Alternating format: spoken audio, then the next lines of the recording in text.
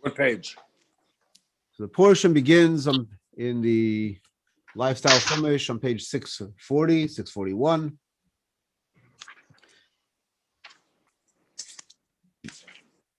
In the book of Leviticus, this is one area which has probably the most narrative in the book of Leviticus. And the Torah describes to us the 8th day of the inauguration of the sanctuary, the tabernacle in the desert. This is a very dramatic day. A lot goes on this day. This is the first day of Nisan. And just to put things in context, what is happening on this day, this is the first day that first of all, the Kohanim, Aaron and his children, are inaugurated as Kohanim, as a Kohen. It's their debut as a Kohen. For 7 days prior to this, Moshe Rabbeinu began the 7-day process of the inauguration, where only he did the service as Moshe Rabbeinu, as Moses. And now on this 8th day, this begins. This is the debut of Aaron's service, and really the beginning from now onwards of how the service is done in the temple. Why is this significant? Why is this important? The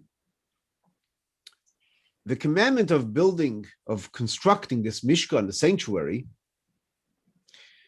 it comes on the heels of the aftermath of the golden calf. We're here after the golden calf, after this tragedy, which took place after receiving the Torah. So when the Jewish people received the 10 Commandments, they received this revelation, a divine revelation, they felt God's presence among them. After the sin of the golden calf, they felt a void. They felt that the divine presence is no longer there. They felt distant from God. They turned to Moses. What should we do? How do we, even after they received the second set of tablets, and even after there was reconciliation, they still felt this distance. What do we do? God then tells Moses, build for me a sanctuary and I will dwell amongst you. This becomes a commandment of building the Mishkan, the sanctuary. And so this was the hope of the true reconciliation, of having now the divine presence rest among them. So now we open up the portion. And now it's the 8th day. Vayehi bayom hashmini. Moses turns to Aaron and his children, asks him to bring certain offerings. And here's an interesting term. The Torah says, Moses turns to Aaron and he says, come close. Kravelam mizbeach. Come close to the altar and bring your offerings. And then the next verse says, and Aaron came close. Why is that important that he came close? Why doesn't Moses just be direct? Moses knows how to be direct. Bring the offerings. Go, bring the offerings. It's no secret where you have to go. Go to the altar, bring the offerings. Why do you come close to the altar? And Rashi, the classic commentator, points out that here, Aaron, when he was told to bring the offering, he started showing hesitation. He started moving back. Especially, one of the offerings that he had to bring was a sin offering, and this sin offering was a calf. he got startled and he started moving back. He was hesitating. He felt embarrassed. I should represent the people. I'm not worthy. Because he played a role in making the golden calf. When Moses was delayed, so people came to Aaron and said, make for us a calf. So Aaron tried to stall them. Go get gold, go get the jewelry from your wives, stall them. He tried to delay the whole thing. They pressed him and he had a hand in it. Since he had somewhat of a hand in making the golden calf, he felt not only did he feel that he have a hand in the golden calf, he felt he had a hand in this whole process, in this whole incident that created the distance between the Jewish people and God. How could I now be the one to represent them? I'm not worthy. Moses, you're worthy. You did the service for the past 7 days. You're worthy, not me.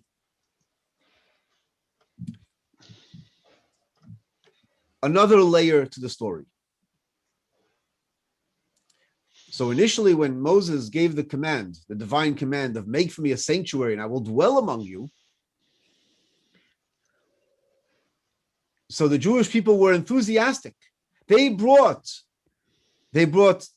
all precious metals, all their donations. Let's get this going. Let's move on it. Let's make it happen. In fact, the women were the first ones to give, to make it happen. Finally, everything was in.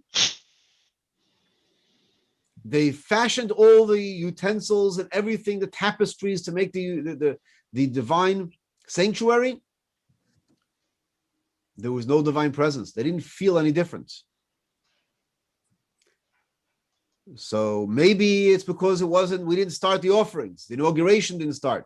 7 days go by and Moses himself is the one who leads and brings all the offerings. Again, nada, garnished, nothing happens. So now Moses turns to Aaron and says, bring the offerings. Aaron hesitates. You, Moses, didn't brought the offerings and nothing happened. I should bring the offerings? I'm the one who caused all this. And Moses encourages him, come close to the altar. Come. You were the one who was chosen. Ultimately, and we'll discuss more about this tomorrow, even after the offerings, again, there's no divine presence, nothing changes. They both go inside the sanctuary, they pray, they come back out.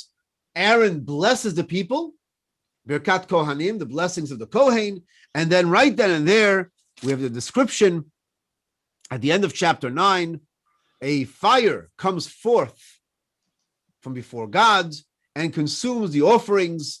All the people saw this. They sang praises and fell upon their faces. There was this divine revelation. And this begins the celebration, the incredible celebration of now, once again, we have a reconciliation between us and God in the relationship. What practical relevance is there in this story for you and me?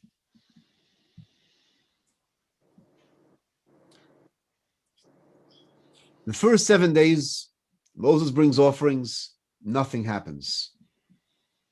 When does it happen? It happens when Aaron comes close and then blesses the people. Aaron is not perfect. Aaron feels inadequate, especially in the presence of Moses. This is his perfect brother, the one who God communicates face to face. He's in awe of his brother.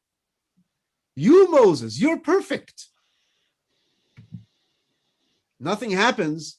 I, who am flawed, I should bring the offering. He's incredibly embarrassed. And here is the lesson. The lesson here is, it's not about perfect people. Which has greater value? A painting or a photograph? Painting. Painting. Yeah. No question. Why? It's handmade. It's the person's creativity, his heart, his soul is put into the painting. But which one is more accurate? The photograph. Photograph.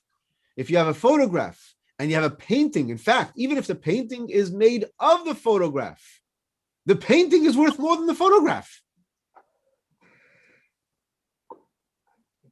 But the photograph is more accurate. And let's even say that it's an artistic photograph.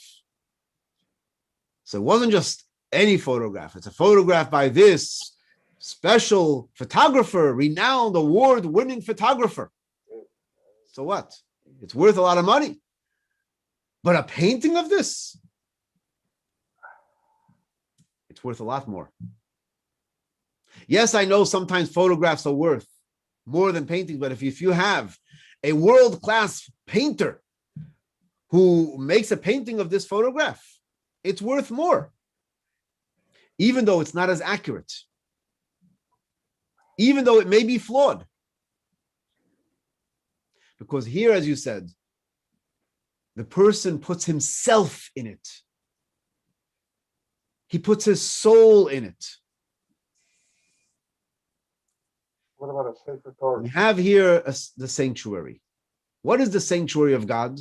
The sanctuary of God is where God says, make me a sanctuary and I will dwell amongst you. It's a relationship. God said, I want to be with you. I want to live with you. I want to be amongst you. I want a relationship with you. For this, we don't have to be perfect. For this, we have to put our soul in it. Even if we're not perfect. And that's what Moses was telling Aaron. Come close. He was hesitating because of his flaw. Not only the flaw, I am the reason why there's a distance between you and God. I am the reason. It's okay, Aaron. Put your soul in it. That's what God wants.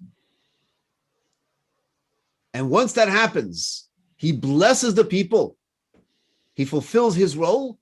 That's when the presence of God is felt. That's when the fire comes from heaven. So the lesson here is practically on all levels. No one is perfect. We come from Passover, a time which we're elated, a time where we once again commemorate, reflect upon and commemorate our relationship with God, taking us out of Egypt, the connection between generations and generations, and now we go into the rest of the week. We're tumbling into the rest of the week. We're not perfect. We're comparing ourselves to past generations. Past generations, they may have been better than us. They had more sacrifice than us. Who are we? And this can cause us to think, you know what? Why do we have to get involved? Why does it make a difference if my Jewishness is expressed, not expressed? What difference does it make if I will do this in the world, not do this in the world? I'm just one person and flawed. What difference can I make in the world? Comes along the parsha of Shmini. As we mentioned yesterday, we spoke yesterday, number 8, the 8th day. Number 8 is the infinite. For 7 days, Moses is inaugurating the temple, the sanctuary, and Moses represents perfection. But we don't reach number 8. 8 is the infinite. 8 is one above nature. 7 days, God creates the world. 7 days represents nature. It's the week. 8 is one above nature. 8 is also the same number, which represents the infinite.